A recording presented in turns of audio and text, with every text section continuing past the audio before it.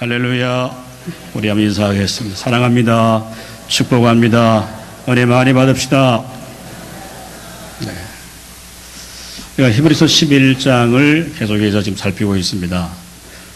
특별히 믿음의 사람 가운데 아벨이라고 하는 사람은 예배를 한번 잘 드렸던 그런 사람으로 어렵다고 인정을 받게 되죠.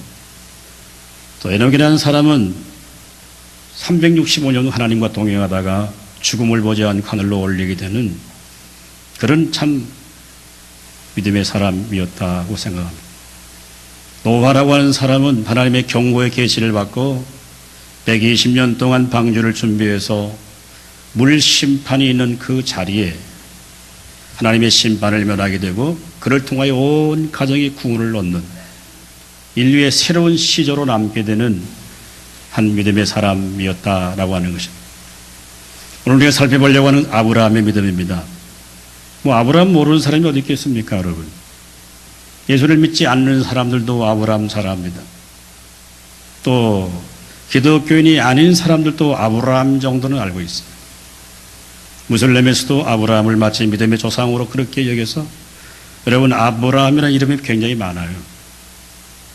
우리 잘 아는 에브라함 링컨 대통령도 보면 아브라함이. 이처럼 아브라함 모든 인류 역사 속에 정말 존경받는 믿음의 조상임에 분명합니다. 저 성경 로마서 4장 11절에 보면은 아브라함은 모든 믿는 자의 조상이 되었다라고 했습니다. 그래서 우리 흔히가 아브라함을 믿음의 조상이라고 그렇게 표현을 하기도 합니다. 하나님이 자신이 어떤 분인가를 소개할 때에도 말하죠. 아브라함의 하나님, 이삭의 하나님, 야곱의 하나님이라고 말하면서 하나님은 누구의 하나님이냐? 아브라함의 하나님이라고 표현을 합니다. 성경에서는 아브라함을 믿음의 사람, 하나님 부르심에 순종해서 약속의 땅에 들어간 사람으로 묘사합니다만, 그러나 여러분, 하나님께서는 아브라함 한 사람을 부르셔서 그를 통해서 이스라엘이라고 하는 민족을 선택하십니다. 그리고 아브라함의 후손을 통하여 장차 오실 예수 그리스도를 그의 후손을 통해 오게 하시죠. 이 놀라운 역사죠. 그리고 우리 구약 성경을 읽으면서 항상 조심해야 될 것은 뭐냐면, 여러분, 우리 구약 성경에만 이런 아브라함의 믿음을 우리는 벌써 기가 죽어요. 아이고, 우리가 어떻게 아브라함처럼 그렇게 믿고 순종할 수 있겠는가라고 생각을 하고, 성경은 말이죠, 여러분, 사람을 영웅시하거나 위대하게 높이지 않습니다. 우리가 아브라함 믿음을 바라볼 때에 아브라함이라고 하는 사람의 믿음보다 아브라함이 믿었던 그 하나님이 어떻게 아브라함의 인생을 인도하시고 섭리해 가셨던가라고 하는 것에 초점을 두어야 합니다. 여러분, 분명 아브라함은 정말 믿음의 조상임이 분명합니다. 여러분의 창세기 50장까지 있는데 아브라함의 생애를 창세기 12장부터 22장까지 무려 10장을, 많은 지면을 하나님께서 아브라함을 우리에서 부르셔서 그의 아들을까지 주게 하시고 25년 만에 얻은 아들을, 그리고 또 그 아들을 모리아산에 가서 번제로 드리라고 할 때 거기에 순종해서 그 아들까지 드려지는 정말 그 드라마틱한 한 장면 속에서 하나님은 비로소 아브라함을 향해 그렇게 말합니다. 아브라함아, 너가 이제 나를 경외하는 줄 내가 아노라 라고 말씀하시면서 우리가 말하는 여호와 이레라고 하는 축복이라고 하는 말이, 하나님이 준비하시고 하나님이 예비하신다고 하는 말이 아브라함에게서 나오게 되는 거죠.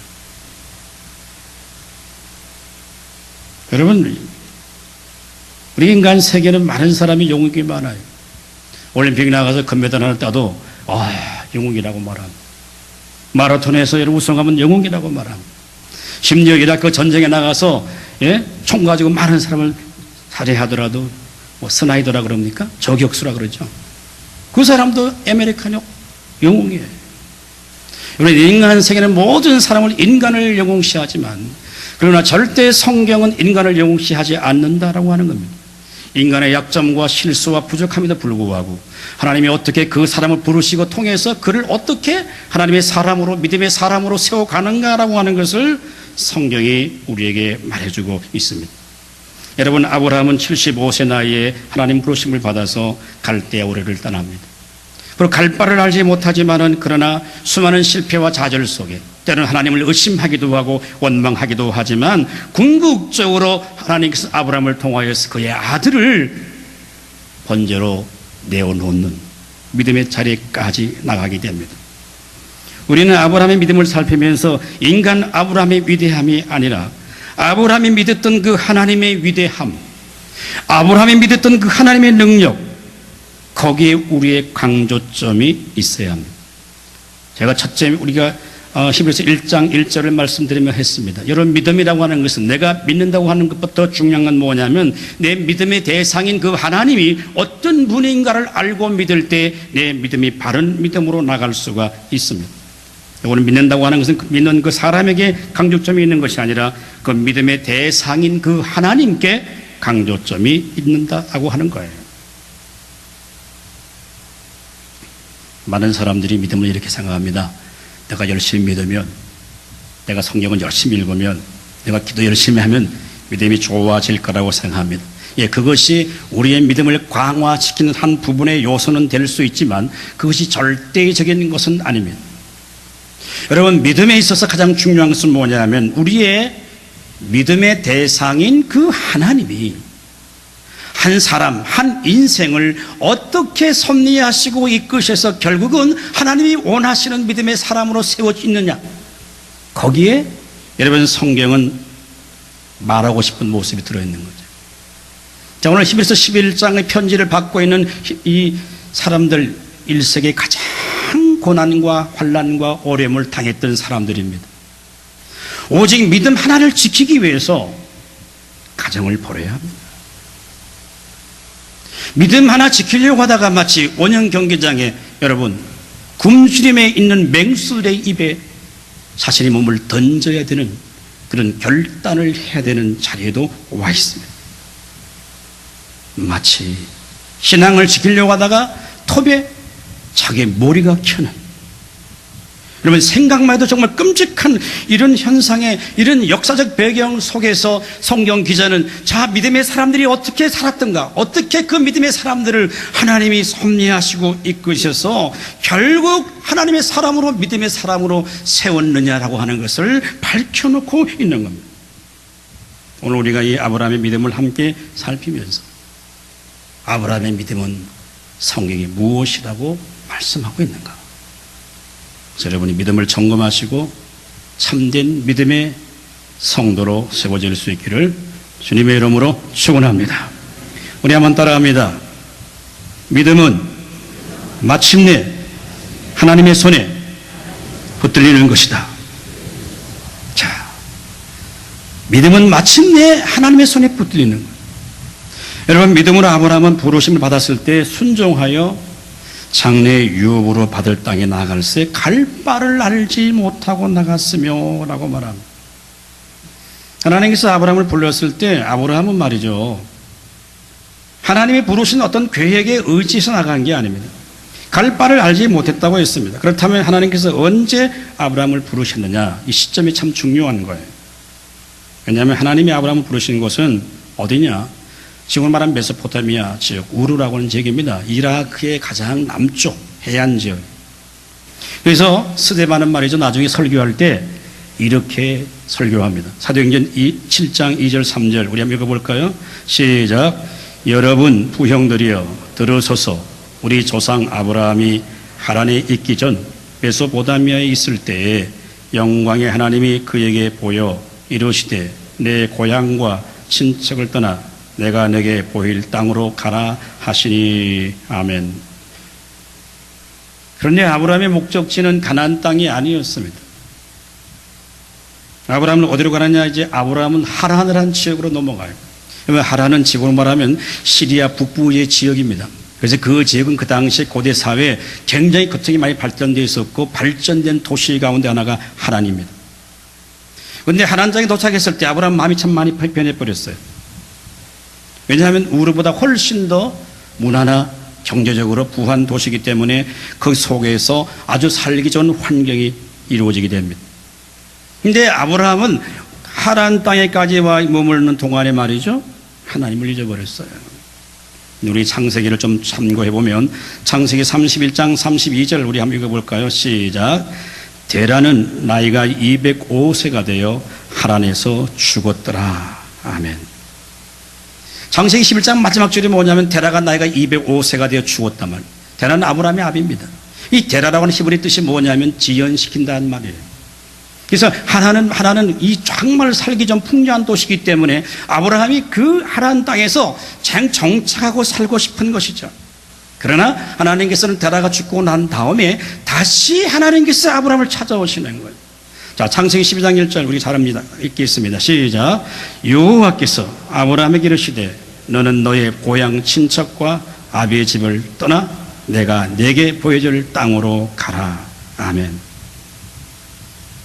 하나님께서는 이미 아브라함을 우르에 있을 때 말씀하셨어요. 그런데 하란 땅으로 옮겨옵니다. 하란 땅에서 함께 그냥 거기서 뿌리박고 살고 싶은 마음이 있었어요. 그런데 아버지 데라가 죽고 난 다음에 다시 하나님이 아브라함을 불러요. 아브라함은 여러 생각을 많이 했는 것 같습니다. 그냥 그 땅에 적당하게 평안하게 살고 싶었던 것 같아요. 그런데 하나님이 다시 아브라함을 찾아오십니다. 너의 고향 친척 본토 아비 집을 떠나서 내가 너에게 허락한 땅으로 내게 너 지시할 그 땅으로 가라고 말씀합니다. 여러분, 아브라함은 말이죠. 하나님께 부르심을 받았지만 자신이 가나안 땅에 갈 마음은 없었던 것 같아요. 왜냐? 그게 보여줄 땅이 눈에 보이는 게 아니거든요. 여러분 생각해 보십시오. 고대 사회에서 말이죠. 친족과의 관계라고 하는 굉장히 중요한 관계입니다. 그 친족을 떠나서 낯선 땅에 간다고 하는 것은 정말 위대한 결단이 아니고는 쉽게 떠날 수 없는 것이에요. 여러분 대구에 살다가 서울로 이사 간다. 그거 쉽지 않잖아요. 여러분.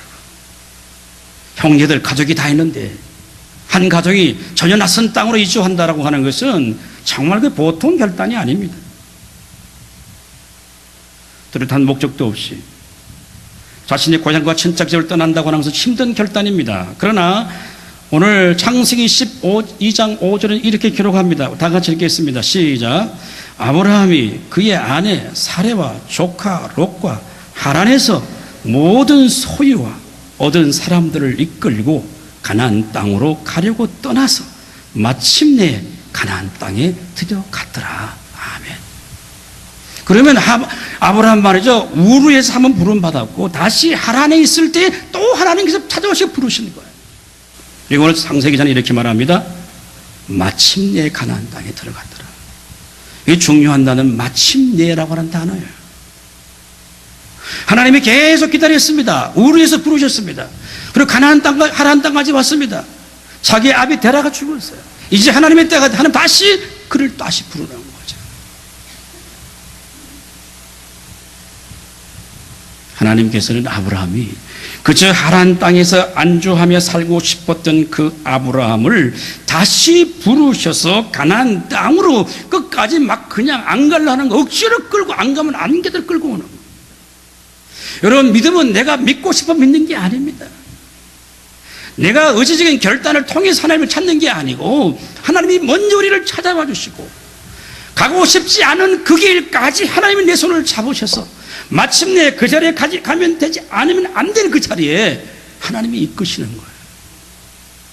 그러므로 여러분 믿음의 첫 원리는 자신이 결단하고 노력해서 얻는 것이 아니라 하나님이 주도적으로 자신을 나타내시고 우리를 하나님의 사람으로 믿음의 사람으로 불러주심을 믿을 수 있기를 주님의 이름으로 축원합니다. 내 스스로 내 발을 움직인 게 아닙니다. 가지 않으면 안 되도록 하나님이 붙드셔서 결국 하나님께서 아브라함을 이 가나안 땅까지 가도록 하나님이 이끄시는 거죠. 믿음은 무엇입니까? 마침내 우리가 하나님의 손에 붙들리는 거예요. 성도 여러분, 오늘 저와 여러분 이 자리에 온 것이 우리의 결심도 우리의 노력도 우리의 실력으로 이 자리에 온 게 아닙니다. 우리가 하나님 말씀에 따른 순종하고 합의해서 온 게 아니에요. 믿음의 길은 우리의 본성과 너무 다르기 때문에 하나님 우리 체질을 너무 잘 아십니다. 그분의 뜻을 동의해서 이곳까지 온 게 아니에요.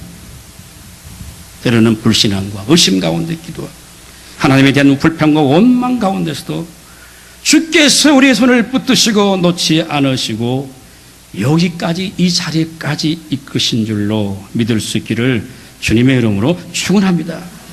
믿음이 없는 우리를 부르시고 의심 많은 우리를 부르셔서 예수 믿지 않으면 안 되도록 만드는 것. 그게 불가항력적인 하나님의 은혜요 사랑이요 축복입니다.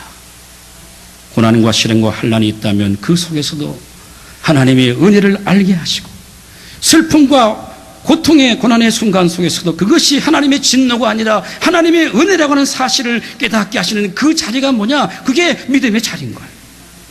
이 고백이 우리 가운데 있을 때 우리는 영적인 가나안 땅에 들어온 거예요. 여러분 우리 주변에 보십시오. 예수 믿기 좋은 환경, 우리보다 훨씬 더 실력 있고 능력 많은 사람들, 그런 사람들이 주의 손을 잘 붙들리지 않아요. 다 여러분 우리 개개인의 삶을 들여다보면 거긴 다 아픔이 많고 고난이 있고 정말 누구의 말 못할 고통의 순간이 다 우리 가운데 있지만 주님이 우리를 믿음을 주셔서 하나님을 아버지라 부르게 하시고 우리가 이 자리에 있는 것, 그것이 하나님의 은혜요 축복인 줄로 믿을 수 있기를 주님의 이름으로 축원합니다. 그래서 성경은 뭐라고 말합니까? 로마서 5장 8절 말씀 다 같이 읽어볼까요? 시작. 우리가 아직 죄인 되었을 때 그리스도께서 우리를 위하여 죽으심으로 하나님께서 우리에 대한 자기의 사랑을 확증하셨느니라. 아멘. 우리가 죄인 되었단 말이에요. 우리가 믿으려고 할 때 하나님이 한 게 아니에요. 우리가 하나님을 알지도 못하고 하나님 누구지도 모르는데 하나님이 나를 구원하기 위해서 하나님의 계획과 그 섭리가 먼저 있었다고 하는 것이죠. 아브라함의 믿음이 좋아서 믿음에 순종해서 하나님이 그를 가나안 땅으로 인도한 게 아닙니다. 가지 않으면 안 되도록 하나님 막 떠밀은 밀어낸 거죠. 주를 떠날 수 없도록 만든 거죠. 그래서 마침내 가나안 땅에 들어가게 만든 거죠. 여러분 믿음이란 우리의 열심, 우리의 신실함에 근거하지 않습니다. 항상 하나님의 열심과 하나님의 신실함에 근거하는 게 그게 믿음이에요. 내 능력과 내 실력이 아니라 하나님이 나보다 훨씬 더 능력이 많으신 분이라고 하는 것이죠. 그 진리를 믿고 주 앞에 나갈 때 우리는 마침내 주님이 원하시는 믿음의 자리에 서게 될 줄로 믿습니다. 하나님의 사람이었던 다윗이 이런 고백을 하잖아요. 시편 139편 여러분 9절 10절 말씀입니다. 다 같이 읽습니다. 시작. 내가 새벽 날개치며 바다 끝에 가서 거주할지라도 거기서도 주의 손이 나를 인도하시며 주의 오른손이 나를 붙드시리다. 아멘. 바다의 끝에 갈지라도 주를 피해 도망갈지라도 죄악된 자리에 나갈지라도 하나님 안 계신 같지만 어떻게 하시든지 택함받은 주의 백성들을 주의 손이 주의 오른손이 붙드셔서 결국은 하나님이 원하시는 그 자리로 이끌어내시는 거죠. 여러분 그게 하나님의 은혜예요. 오늘 우리가 말씀을 함께 나누면서 여러분들이 서 있는 곳이 과연 어디입니까? 아직까지도 하나님의 손에 붙들리지 않고 자신의 힘으로 살려고 발버둥치고 노력하고 그렇게 하지 않습니까? 나는 하나님의 은혜와 주의 도우심과 주의 능력이 아니라고 한다면 나는 믿음의 세계에 갈 수 없는 것을 기억하고 마침내 하나님이 우리를 이 자리에 이끄신 그 은혜 앞에 감사로 순종으로 살아갈 때, 그 발걸음을 옮기기 시작할 때 우리에게 은혜와 믿음을 더하여 주실 줄로 믿습니다. 자, 두 번째 우리 한번 따라합니다. 믿음은 하나님의 약속을 믿고 순종하는 삶이다. 자, 아브라함이 하나님 부름을 받았을 때 말이죠, 갈 바를 알지 못하고 약속의 땅을 향하여 나갑니다. 그럼 그 이유가 뭘까요? 아브라함이 도대체 어떻게 네 본토 친척 아비 집을 떠나서 내가 지시할 곳으로 알지 못한 땅으로 가라고 할 때 그렇게 할 수 있었던 근거가 뭐냐고 하는 거죠. 그것은 다른 게 아닙니다. 약속하신 하나님 말씀에 대한 신뢰였습니다. 자, 어떻게 자기 자신의 삶의 근거가 있는 그 땅을 떠날 수 있느냐? 어떻게 그 익숙한 것들과 쉽게 결별할 수 있겠느냐고 하는 거예요. 자신이 일궈놓은 그런 터전들을 쉽게 버리고 자신이 알지도 못하는 곳을 향하여 갈 수 있겠는가라고 하는 것이죠. 근데 성경은, 히브리서 기자는 아브라함의 믿음의 삶을 이렇게 표현합니다. 오늘 본문 9절 말씀 다시 한번 읽겠습니다. 시작. 믿음으로 그가 이방 땅에 있는 것 같이 약속의 땅에 거류하여 동일한 약속을 유업으로 함께 받는 이삭 및 야곱과 더불어 장막에 거했으니 10절. 이는 그가 하나님이 계획하시고 지으실 터가 있는 성을 바랐습니다. 아멘. 아브라함은 약속의 땅에 있으면서 무엇처럼 살았느냐? 오늘 히브리서 기자는 본문에 이렇게 말합니다. 거류하다. 이 거류한다고 하는 말은요, 나그네 같다 혹은 이방인이다 라고 하는 뜻을 갖고 있습니다. 아브라함은 분명히 약속의 땅에 살고 있어요. 그러나 이 세상의 삶의 본향이 본거지가 아니라 이방인처럼 나그네처럼 살았다라고 하는 겁니다. 여러분, 그 이유가 뭡니까? 성경은 하나님의 약속이라고 말합니다. 자, 그러면 믿음이라고 하는 것은 뭐냐면 하나님의 약속을 근거하는 거예요.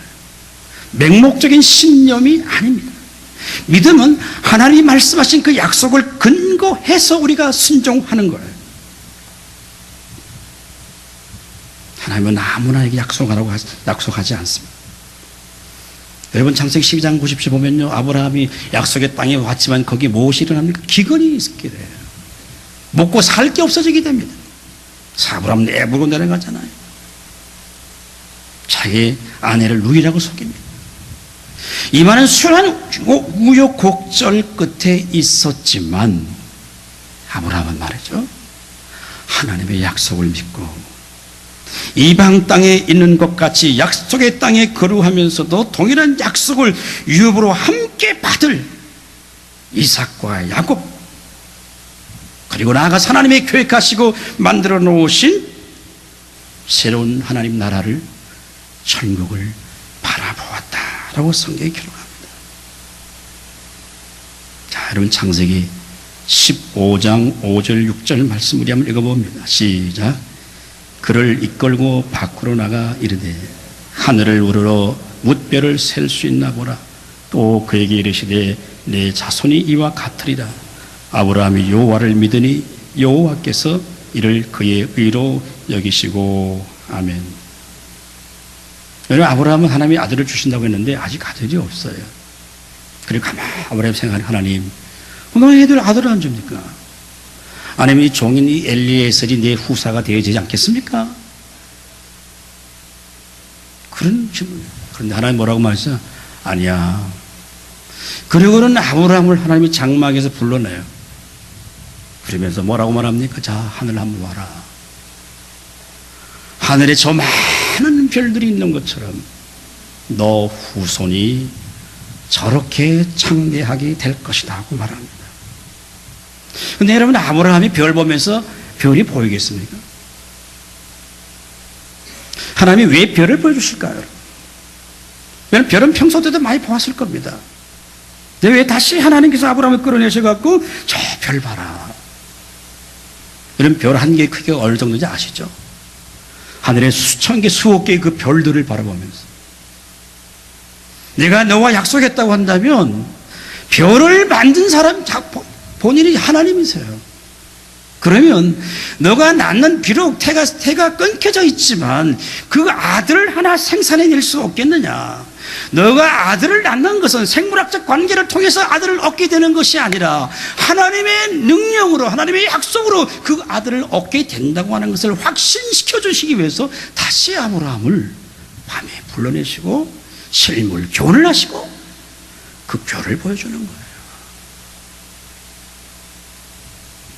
그러나 하나님은 눈을 들어 하늘을 무별을 세어보라고 합니다. 하늘의 별을 어떻게 세겠습니까, 여러분? 셀 수가 없어요. 제가 어제 결혼식을 마치고 오후에 집인 서울에서 좀 내려와야 되니까 성도님들이 많이 축금을 많이 주셔갖고 11조를 해야 되는데 그것도 또 집에 가서는 토요일 밤이고 주일 준비해야 되는데 할 수가 없어서 우리 애들 보고 제가 빨리 좀 이거 좀 이렇게 한번 해봐라. 1시간 지나도 뭐 답이 없더라고요. 제가 들어봤어요. 그래서 전부 산수를 잘 못하는 것 같아요. 저도 시험이다 보니까 100장 시험하기가 참 힘들어요. 몇 번 시험도 안 돼요. 4명이 다 달라더라도 안 돼요. 그렇게 세기가 힘들더라고요. 하늘의 별을 세어보라 보라 하면 여러분의 아브라함이 무슨 생각 가지고 별을 세할 수 있겠어요? 하나님이 그러면 별 하나, 너 하나, 나 하나님 이렇게 세어라 했겠습니까? 그렇지 않습니다. 하늘의 무수한 별을 하나님이 만드시고 하나님이 창조하시고 하나님이 역사하셨다고 한다면 너 태에서 약속의 아들을 낳지 못하게 하시겠느냐? 그 아들은 절대 생물학적 관계를 통해 얻는 아들이 아니고 하나님의 약속의 자녀임을 하나님 다시 상기시켜 주시고 있는 거예요. 여러분, 그럴 때 아브라함이 어떻게 반응합니까? 창세기 15장 6절은 말합니다. 아브라함이 여호와를 믿으니 여호와께서 그를 그의 의로 여기셨더라. 여러분, 창세기 15장 6절에 이게 성경이 굉장히 중요한 구절이에요. 처음으로 믿음으로 의로워지는 아브라함의 삶의 현장을 딱 소개합니다. 믿는다는 이 히브리 동사가 뭐냐면 아만이라는 동사예요. 우리가 아멘이라는 단어가 어디서 나오느냐? 아만에서 파생된 단어가 아멘이에요. 그러니까 아브라함은 하나님과 함께 별을 보면서 무슨 생각했습니까? 하나님 그렇습니다. 하나님이 하시면 하실 수 있습니다라는 그 믿음 하나를 소유했습니다. 그럴 때 하나님이 그를 의롭게 여기셨더라고 있습니다. 즉 이 하나님이 아브라함을 의롭게 한 이 근거가 로마서 1장 16절로 흘러갑니다. 하박국서 2장 3절로 흘러갑니다. 그래서 결국은 아브라함이 한 이 사람의 믿음을 통해서 오늘 우리가 예수 그리스도를 믿을 수 있는 믿음으로 우리에게 전수된 줄로 믿을 수 있기를 주님의 이름으로 축원합니다. 자, 여러분, 갈라디아서 4장 22절 23절 읽습니다. 시작. 기록된 바 아브라함에게 두 아들이 있으니 하나는 여종에게서 하나는 자유 있는 여자에게서 낳다 하였으며 여종에게서는 육체를 따라잡고 자유 있는 여자에게는 약속으로 말미암았느니라. 아멘. 아브라함이 기다려보니까요, 뭐 아들을 주셔야죠. 별을 많이 셨는데도 아들이 없어. 그래서 잣개를 냅니다. 그래서 어떻게 합니까? 자기의 종인 하갈을 들여갖고 결국은 자녀를 낳아요. 그 자녀가 이스마엘입니다. 네, 오늘 사도 바울은 이걸 이렇게 해석하잖아요. 그 여자, 하나는 여종에 의해서 하나는 자유 있는 여자에게 낳았다는 거예요. 그런데 이삭은 약속으로 말미암아 난 아들이라는 거예요. 아브라함이 말이죠, 종을 통해 10명의 아들을 낳았다 하더라도 그건 하나님이 인정하지 않는 거예요. 약속의 자녀인 이삭만 하나님이 인정하는 거예요. 그래서 아브라함은 이 땅에 살면서 약속의 말씀을 믿고 살아갔던 삶이기 때문에 그가 마치 나그네처럼 외국인처럼 이 세상에 살고 있지만 이 세상에 뿌리를 내리지 아니하고 하나님이 만들어 놓은 하나님이 영원하신 하나님 나라 그 천국을 바라보면서 믿음의 발걸음을 옮겨갔던 그 사람을 가르쳐 성경은 그를 믿음으로 살았던 삶이라고 말합니다. 성도 여러분, 오늘 우리는 이 세상에 삽니다. 믿음을 가졌다고 해서 천국에 올라가는 삶도 아니고, 믿음 있다고 해서 우리 모든 삶이 다 형통하거나 편안한 길로 인도하는 삶도 아닙니다. 수많은 어려움도 있을 수 있고 고난도 있을 수 있고 남들이 가졌던 고통의 순간도 항상 우리 가운데 있을 수가 있습니다. 그러나 중요한 건 무엇입니까? 우리가 이 땅에서 정말 나그네처럼, 여러분, 나그네라고 하는 것은 뭡니까? 정처 없는 나그네가 아니에요. 목적이 있는 나그네입니다. 가야 할 곳이 있는 나그네입니다. 그러기 때문에 우리에게 믿음의 삶이 요구되는 거죠. 오래전에 성지순례 갔을 때 늘 기억에 남는 곳이 있다고 한다면 터키에 가면 갑바도기아라고 하는 곳이 있습니다. 그 우세 1세기 때 이 성도들이 믿음과 신앙을 지키기 위해 갖고 저 밀려 도망와서 이 터키 갑바도기아는 이 터키의 중북부 지역입니다. 끝까지 밀려와요. 그리고 관광객들이 주로 가면 어디 가냐고 하면은 이 깊은 우물이라고 하는 뜻을 갖고 있는 테린 구유라고 하는 그 지하 동굴 안의 교회들에 방문하게 됩니다. 무려 지하 120m까지 내려가요. 관광객들은 아마 한 지하 8층 정도까지 내려가는데, 내려가다 보면 거기 지하 동굴에 모여서 예배를 드렸던 그 예배당 형식의 십자가 모양의 형상도 있고요. 심지어 성찬식을 하실 때 포도주를 거기 담아 했던 그런 흔적도 남아 있고요. 참 여러 곳에 보면 참 감동스러울 때가 많습니다. 여러분, 습기 찬 그곳에서 어떤 사람들은 태어나서 한 번도 밖에 나오지 못하고 그 속에서 인생을 마친 사람도 있습니다. 여러분, 로마에 가면 카타콤에 가보시면 여러분, 카타콤 석회에 일러진 곳이에요. 그 예수 믿는 사람들이 로마의 핍박을 피해가고 그 들어가서 지하에서 삽니다. 역사학자들은 말하기를 기독교 가장 강력했을 때가 어디 있었느냐? 로마의 카타콤에 지하에서 핍박과 환난과 고난 가운데서 믿음과 신앙을 지킬 때, 그때 진짜 그리스도인들 믿음의 사람들이 그 속에 있었다는 거죠. 그래서 313년에 콘스탄틴 대제가 여러분 기독교를 공행하고 난 다음에 기독교가 밖으로 나와요. 예수를 자유롭게 믿게 됩니다. 많은 종교학자들은 말하기를 그때부터 기독교가 타락하기 시작합니다. 왜? 제도권서로 들어갈 때, 모든 걸 인정받을 때 기독교가 타락하기 시작한다고 말합니다. 사랑하는 성도 여러분, 우리가 여러분 믿음과 신앙을 지킬 수 있는 근거가 무엇이겠습니까? 다른 게 아닙니다. 오직 하나님의 약속의 말씀을 믿고 오늘도 순정의 발걸음을 한 걸음 한 걸음 옮겨갈 때 하나님께서 어떤 고난과 환난과 시련도 이겨낼 수 있는 은혜와 능력을 우리에게 더하여 주실 줄로 믿습니다. 여러분, 오늘 왜 한국교회를 우리가 바라보고 또 목회자들과 성도들이 왜 이 세상 속에서 깊이 점점점 물들어갈까? 영적으로 도덕적으로 타락해 가는 그 이유가 뭘까? 저는 한 가지라고 생각합니다. 모든 이 시대에 많은 사람들이 세상의 가치에 적당하게 타협하며 살기 시작했습니다. 우리가 믿음의 능력을 잊어버렸습니다. 더 쉽게 말하면 여러분, 하나님보다 세상이 더 좋은 거예요. 교회에 나와서 예배 드리고 하나님을 예배하고 찬양을 드리고 헌신하는 것보다 세상이 훨씬 더 중요한 거예요. 이걸 시시하게 생각하는 거예요. 이게 우리 개인의 신앙의 위기입니다. 이게 우리의 믿음의 위기입니다. 이게 어찌 보면 하나님의 심판의 경고예요.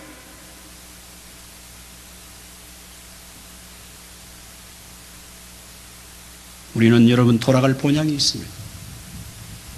하나님 나라의 천국에 대한 기대와 소망이 우리 가운데 있습니다. 우리는 한 길을 얻어먹는 노숙자들이 아닙니다. 목적을 갖고 있는 나그네입니다. 그럴 때 하나님께서 우리의 걸음을 인도하시고 우리의 삶, 우리의 무거운 짐도 하나님께서 붙드셔 주셔서 우리가 언젠가 육신의 장막을 다 훌훌 벗어던지고 주 앞에 섰을 때 천국문에서 우리를 기다리실 그 주님을 기대한다고 있다고 한다면 오늘의 현실의 어려움과 고난도 능히 이겨낼 수 있을 줄로 믿습니다. 요즘 뭐 해외여행이 다 일반화되지 않았습니까?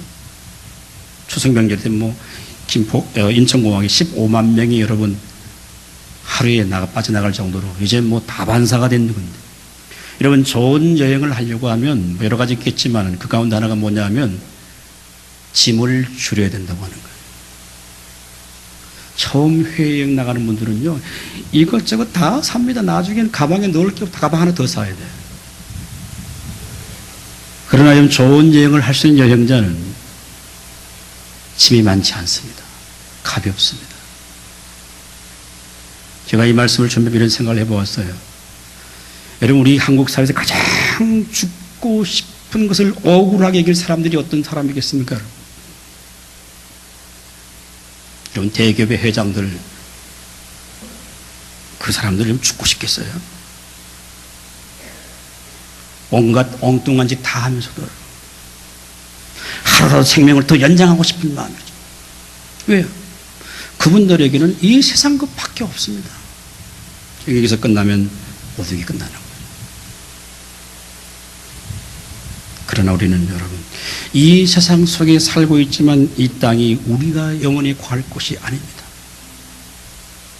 하나님이 손으로 직접 만드신 영원한 하나님 나라, 새 하늘과 새 땅이 우리 앞에 있습니다. 이 믿음의 확신이 우리 가운데 있다고 한다면 우리는 하나님의 그 약속의 말씀을 붙들고 순종의 발걸음을 옮겨갑니다. 그래서 하나님이 우리를 이끄셔서 마침내 우리를 하나님이 원하시는 믿음의 자리에 앉으시고 우리를 향하여 마치 착하고 충성된 종이라 이끄실 그 영광의 순간이 우리 가운데 있기 때문에 현재 고난은 장차 나타날 우리 영광과 좋게 비교할 수 없다고 하는 확신과 믿음이 우리 가운데 있을 때 우리는 하나님의 통치 속으로 들어갑니다. 그럴 때 하나님 우리가 임재하십니다.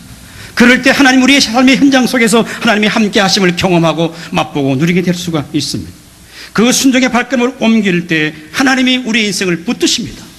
우리를 지키십니다. 영원토록 우리와 함께 하실 줄로 믿습니다. 오늘 이것이 아브라함의 믿음이었어요. 그는 갈 바를 알지 못하지만, 어디로 가는지 알지 못하지만, 그러나 마침내 그를 다시 또 찾아가시고 부르시고 마침내 그곳에 거하게 하시고, 그래서 결국은 하나님의 약속의 말씀을 붙들고 한 걸음 한 걸음 순종하여 자기의 아들까지도 주님 앞에 바치는 그런 믿음의 자리로 하나님이 이끌어 주신 거죠.